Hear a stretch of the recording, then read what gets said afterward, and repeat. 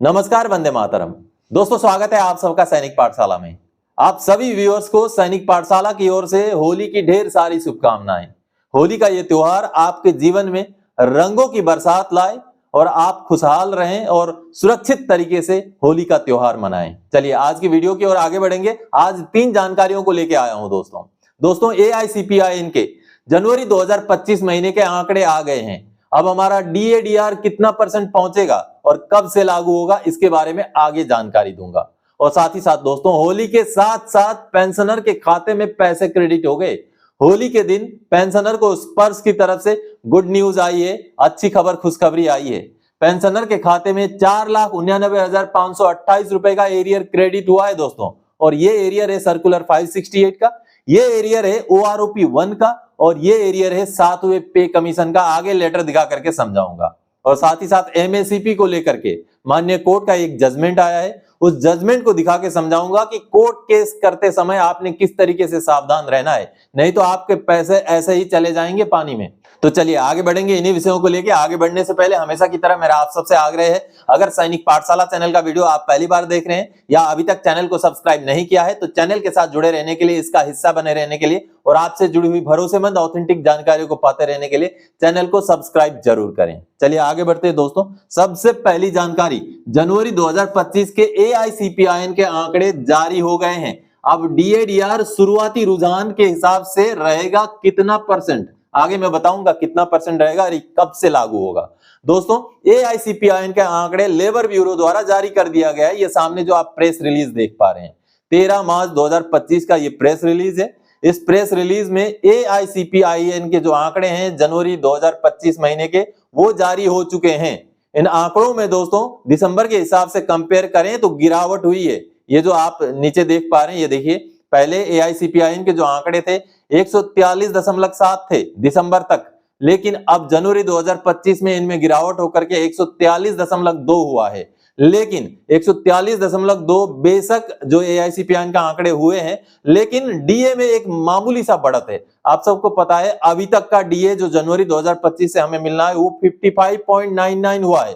लेकिन अब जनवरी 2025 महीने के जो AICPIN के आंकड़े हैं, इनको अगर कंसीडर करें तो हमारा शुरुआती रुझान जो जुलाई 2025 से मिलने वाले DADR का, वो निकलता है 56.38%। जी हाँ, इन रुझानों की बात करें, अभी जो जनवरी महीने के जो आंकड़े आए हैं उनकी अगर बात करें तो हमारा DADR 56.38 तक जाने के चांसेस हैं, एक महीने के आंकड़ों को लगा के। आगे अभी दोस्तों फरवरी से लेकर जून 2025 तक के जब आंकड़े आएंगे, उन आंकड़ों के बेस पर हमारा जुलाई 2025 से मिलने वाला DADR तय होगा। अब बहुत सारों का कहना यह होगा कि अभी तो जनवरी वाला भी जो है डिक्लेरेशन नहीं हुआ है, आप कहां जुलाई की बात कर रहे हैं। जनवरी का जो डिक्लेरेशन होना है वो तो आगे कुछ दिनों में हो ही जाएगा, लेकिन ये शुरुआती आंकड़े हैं जो जुलाई 2025 से मिलने वाला DADR के शुरुआती आंकड़े हैं, क्योंकि AICPIN के बेस पर ही हमारा DADR बढ़ता है दोस्तों। चलिए आगे बढ़ते हैं अगली जानकारी की ओर। होली के मौके पर स्पर्श ने पेंशनर को दी सौगात, 4,99,528 का एरियर आया खाते में। सर्कुलर 568 का, OROP 1 का और 7 CPC का एरियर। जी हाँ दोस्तों, चलिए सबसे पहले मैं जो डॉक्यूमेंट जारी हुए थे, नॉन पेमेंट सर्टिफिकेट जारी किया गया था बैंक की तरफ से, उसको दिखाता हूं। दोस्तों, संघर्ष करने से परिणाम बेशक देरी से आए लेकिन आता जरूर है। आप ये स्टेट बैंक ऑफ इंडिया का जो नॉन पेमेंट सर्टिफिकेट देख पा रहे हैं, ये एक नॉन पेमेंट सर्टिफिकेट है जो कि जून 2024 का है। लगभग 8-9 महीने हो चुके हैं इस नॉन पेमेंट सर्टिफिकेट को SBI के CPPC द्वारा स्पर्श को भेजे हुए, आप यहाँ पर देख पा रहे हैं। अब इस नॉन पेमेंट सर्टिफिकेट में पेंशनर के कुछ पुराने एरियर्स का भुगतान करने के लिए CPPC ने स्पर्श को ये नॉन पेमेंट सर्टिफिकेट दिया कि हमने इनको ये भुगतान नहीं किया, आप कर दीजिए। और भुगतान किन चीजों का होना था? सर्कुलर 568 का, सर्कुलर 555 का और सर्कुलर 570 का। यानी कि 568 सर्कुलर जो डीलिंकिंग ऑफ क्वालिफाइंग सर्विस वाला सर्कुलर, जो जनवरी 2006 से जून 2009 तक जिसका इफेक्ट होता है। उसके बाद सर्कुलर 555 यानी कि OROP 1 का सर्कुलर और सर्कुलर 570 यानी कि 7वें पे कमीशन का सर्कुलर। अब ये तीनों सर्कुलर का मिला करके पूरा कैलकुलेशन सीट के साथ CPPC ने स्पर्श को 4,99,528 रुपए का ये एरियर का सीट बना करके नॉन पेमेंट सर्टिफिकेट बना करके भेज दिया था। और ये भेजा था दोस्तों जून 2024 में। देखिए अब इतने दिनों तक पेंशनर परेशान भी हुए, उन्होंने बार बार ग्रीवेंस डाला, नॉन पेमेंट सर्टिफिकेट का कॉपी लगा करके सीपी ग्राम्स में फिर से ग्रीवेंस डाला, यानी कि कहने का मतलब है काफी लंबा संघर्ष चला। उस संघर्ष के बाद अब जो है स्पर्श द्वारा इसका भुगतान कर दिया गया है और होली के दिन, जी हाँ 13 मार्च 2025 को इन पेंशनर के खाते में ये पैसा क्रेडिट हो गया है। ये देखिए, ये एसबीआई का जो मैसेज है पेंशनर ने मुझे भेजा है, 4,99,528 रुपए।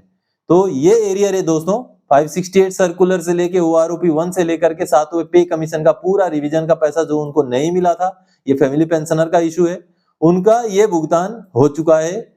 पेंशनर को स्पर्श द्वारा नॉन पेमेंट सर्टिफिकेट के ऊपर बेस पर ये भुगतान कर दिया गया है दोस्तों। तो आप सबने देखा दोस्तों, पेंशनर ने पेशेंस के साथ सीपी ग्राम्स का इस्तेमाल किया, उसके बाद लगातार लगे रहे वो, उसके बाद जाकर के अब उनके खाते में होली के मौके पर डबल खुशखबरी के साथ उनका एरियर आ चुका है। तो आप भी अगर एलिजिबल हैं, पुराने पैसे आपको नहीं मिले हैं, तो पहले तो छानबीन कीजिए, अपने पीपीओ चेक कीजिए, बैंक स्टेटमेंट देखिए, सही पेंशन आपको नहीं मिला है तो आप भी पूरा जस्टिफाइड तरीके से सीपी ग्राम्स में ग्रीवेंस डालिए, आपको पुराना एरियर आज भी मिल सकता है, बशर्ते आपको जानकारी होनी जरूरी है, आप जागरूक होने जरूरी हैं। इसीलिए बोलता हूं सैनिक पाठशाला के साथ जुड़े रहिए, सैनिक पाठशाला के वीडियोस देखा कीजिए और शेयर भी जरूर कीजिएगा वीडियो दोस्तों, ताकि जरूरतमंद जो लोग हैं, जो पेंशनर्स हैं, उन तक जानकारियां पहुंच सके। चलिए आगे बढ़ते हैं अगली जानकारी की ओर। एमएससीपी को लेकर के सावधानी से कोर्ट केस करें। एएफटी ने दिया एमएससीपी को लेकर के एक फैसला, आपको जगाने वाला है। जी हाँ दोस्तों कुछ पेंशनर्स एमएससीपी को लेकर के कोर्ट में केस करते हैं, जिनका वैलिड पॉइंट होता है, जस्टिफाइड पॉइंट होता है, उसमें तो कोर्ट की तरफ से पेंशनर के फेवर में ही जजमेंट आता है। लेकिन जिनका वैलिड पॉइंट नहीं होता है, उनके केसेस डिसमिस भी होते हैं। जी हाँ, अगर रूल में ये है कि एमएससीपी आपका प्रमोशन के लिए अनविलिंग आपने किया है तो आपको लागू नहीं है, तो इसको लेकर के अगर आप कोर्ट में चले जाएंगे तो मान्य कोर्ट भी आपको साथ नहीं देंगे, क्योंकि जो रूल है उसी के बेस पर जजमेंट दिया जाता है। अब कैडर अनविलिंग जो होते हैं, प्रमोशन कैडर अनविलिंग जो होते हैं, उनके फेवर में बहुत सारे जजमेंट हैं कोर्ट के, लेकिन अगर आपने प्रमोशन के लिए ही अनविलिंग कर दिया है या आपको कोई ऐसा पनिशमेंट मिला हुआ है जिससे आपको प्रमोशन लागू नहीं है, तो ऐसे कंडीशन में आपको एमएससीपी भी नहीं मिलेगा। लेकिन बहुत सारे पेंशनर्स इस चीज को जानते हुए भी कोर्ट में चले जाते हैं और उनका पैसा ऐसे ही चला जाता है। चलिए माननीय कोर्ट का जो ऑर्डर आया है उसको दिखाता हूं। ये माननीय एएफटी का ऑर्डर का कॉपी देख पा रहे हैं, 17 फरवरी 2025 का ऑर्डर है। ये एमएससीपी से जुड़ा हुआ केस है दोस्तों। किस तरीके से कोर्ट केस करने में आपको ध्यान रखना चाहिए, नहीं तो वैसे ही आपके कोर्ट केस के पैसे बर्बाद हो जाएंगे। जो रूल में नहीं है उन चीजों को लेकर के अगर आप कोर्ट केस करेंगे, जिन चीजों में जस्टिफिकेशन भी नहीं है, तो आपको हार का ही मुंह देखना पड़ेगा। जी हाँ, अब देखिए ये जो कोर्ट केस था, ये प्रमोशन के लिए अनविलिंग पेंशनर ने अपना एमएससीपी मांगते हुए कोर्ट केस किया था। जी हाँ, उनको पहले एमएससीपी 1 यानी कि नायक ग्रेड का एसीपी मिल चुका था, एमएससीपी उनको मिल चुका था। अब नायक का एमएससीपी मिलने के बाद 8 साल के बाद वो हवलदार का एमएससीपी के लिए ये क्लेम कर रहे हैं, जबकि नायक का एमएससीपी जब उनको मिल गया उसके बाद उन्होंने अनविलिंगनेस दे दिया प्रमोशन के लिए। उनका जब एक्चुअल में नायकी का प्रमोशन आया तो उन्होंने अनविलिंगनेस दे दिया। उसके बाद उनको जो है एमएससीपी यूनिट ने ग्रांट नहीं किया, वो पेंशन चले आए और पेंशन आने के बाद उन्होंने जब ये कोर्ट केस किया तो कोर्ट केस वो हार गए। जी हाँ, हार गए। क्यों हार गए आगे मैं आपको समझाऊंगा। सबसे पहले तो आप ये देखिए, ये माननीय कोर्ट का जो फाइनल जजमेंट का लाइन है, यहाँ पर देखिए माननीय कोर्ट ने सीधा accordingly the original application is dismissed. यहाँ समझने वाली बात क्या है, यहाँ पर देखिए, इन view of the above it is clear that while tendering his unwillingness he accepted that he is foregoing further promotion which also devars grant of financial upgradation under MSCP scheme.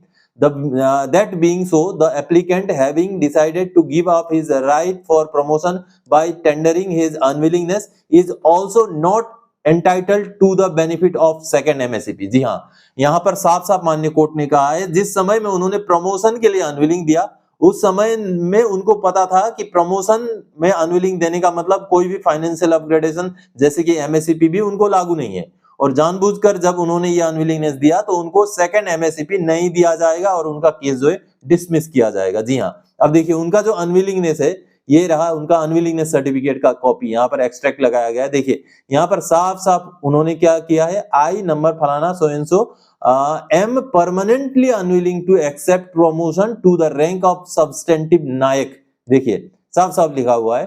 तो कोई अगर प्रमोशन कार्डर के लिए unwilling होता है तो उसके लिए तो माननीय कोर्ट के आदेश हैं कि कार्डर अनविलिंग को आप प्रमोशन अनविलिंग ना मानते हुए एमएससीपी ग्रांट कीजिए। लेकिन कोई अगर प्रमोशन के लिए ही अनविलिंग है तो उनको माननीय कोर्ट भी उनके फेवर में फैसला नहीं सुनाते हैं, जिसका एग्जाम्पल आप देख पा रहे हैं। तो आपका भी इस तरीके का केस है तो कोर्ट में जाने से अच्छा है आप कोर्ट में ना जाएं, बेकार में आपके पैसे खर्चे हो सकते हैं। तो आप सबने माननीय कोर्ट का आदेश देखा जिसमें माननीय कोर्ट ने केस को डिसमिस कर दिया है। इसीलिए जब भी आप कोर्ट केस करते हैं तो आपका मुद्दा, आपका मसला आपके फेवर में है कि नहीं है, ये चीज जरूर छानबीन करें, उसके बाद ही कोर्ट केस करें।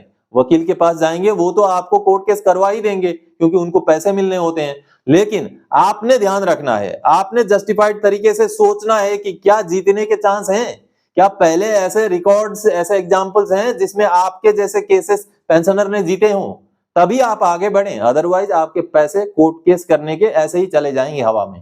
तो दोस्तों आज के इस वीडियो में इन्हीं जानकारियों के साथ आया था। आगे और कोई जानकारीदायक आपसे सरोकार रखने वाला विषय लेके मैं फिर से हाजिर हो जाऊंगा। तब तक के लिए जय हिंद दोस्तों।